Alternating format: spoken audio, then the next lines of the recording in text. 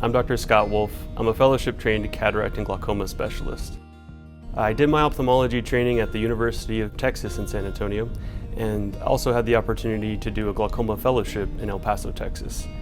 I was able to work with one of the top glaucoma specialists in the country there. This experience has given me an unmatched cataract and glaucoma experience to work with. I believe our most valued sense is our sense of sight. I was drawn to ophthalmology because of the opportunity to help others protect, preserve, and restore this invaluable sense. I chose to practice at Hollingshead Eye Center because of the excellent patient-centered care that each team member here works so hard to provide. As the Boise area continues to grow, I'm excited to offer my skills and talents to help many in the community. I specialize in the front part of the eye, specifically in cataracts and all types of glaucoma.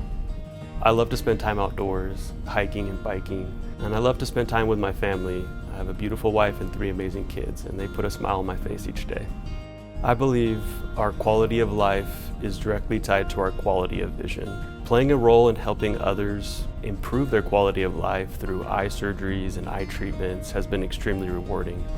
I especially like to talk to my patients and learn about their life and help them feel at ease about their eye condition.